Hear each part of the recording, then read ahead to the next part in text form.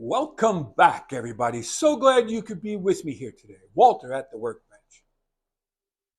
Today, I'd like to digress into a topic that I have really not talked about.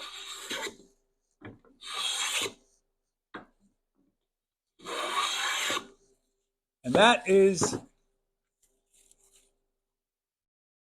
power saws, circular saws, band saws. Now, these two fingers have made more than 1,000,000 passes across my table saw. Some were inappropriate. I have always wanted to have a power feeder on my table saw because there were times I had to make a lot of small, I don't even want to call them small, but like 2-inch, 1x2s. Yeah, you think, okay, 1x2, I'm far enough away from the blade, but not if something goes wrong. So, thank my lucky stars and Father above, this knucklehead didn't slice his fingers off. So, where I want to go with power saws is not to the machines, not to how they operate, not to what they do, but more to understanding the blades. The blades are also a lot like plane blades and chisels and our hand saws, okay? The concept is still the same. You want a blade hook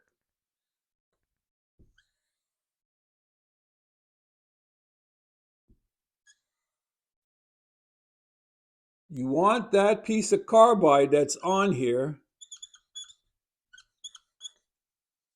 sharp, okay?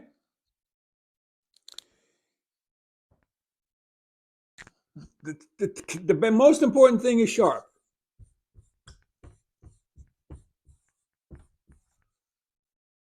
And I will tell you this much. Based on my experience, dull circular saw blades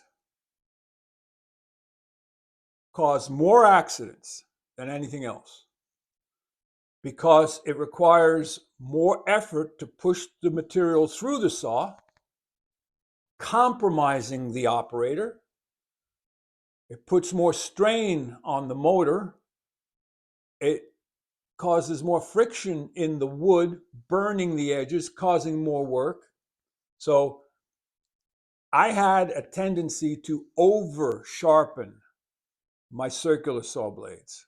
I'd be sending them out weekly, all right?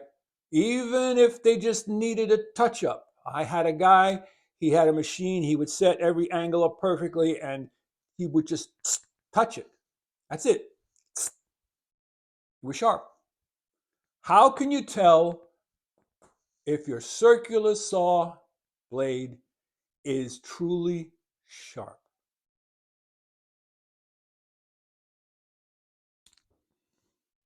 Look at one, the shavings.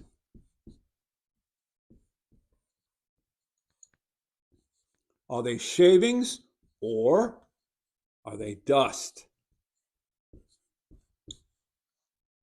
And then naturally, number two, you look at the finish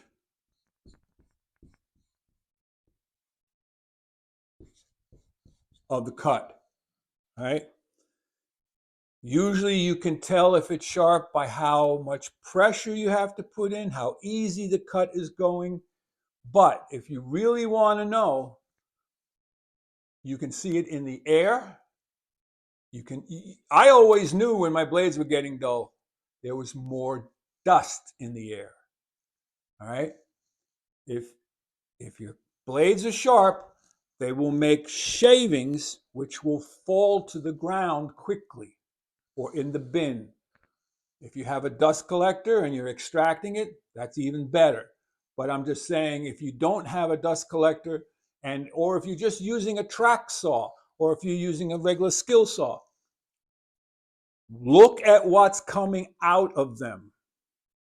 Same goes for routers, biscuit joiners, probably the domino hole, which I would love to have a domino. I really would, because it's tenon. It's mortise and tenon joinery. I can't afford one of those. Festool. Send me a domino to demonstrate. Okay? I'll send it back sometime. No, but seriously.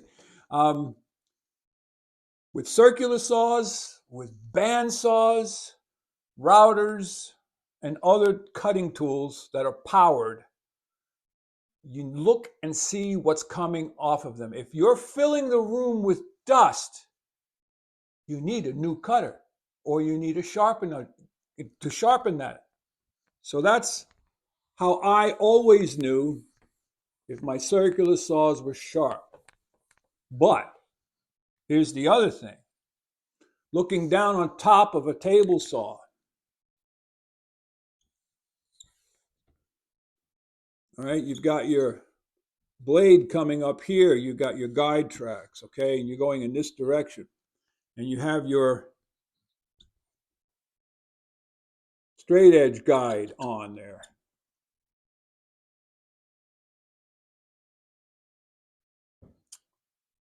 You'll get better cuts with a sharp blade if this rip fence is perfectly set. If you go too much in this direction, you're going to bind on the back of the blade. If you go too much on this direction, it's going to want to pull away from the fence. All right? Both scenarios are no good. You've got to make sure that your blade is parallel to your guides, your miter slots, okay? Usually those are parallel to each other, so that if you make this, the cut line, parallel to that, then when you put your fence on, everything is going to work out just right every time.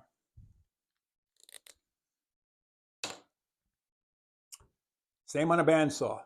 Bandsaw's got a couple other quirks we can talk about someday on how to get a straight cut on a bandsaw blade. But here's one tip with a bandsaw blade. You may not know this, but use a coarser blade than you think, and you'll get better cuts. Also, save a blade that is used for cutting curves,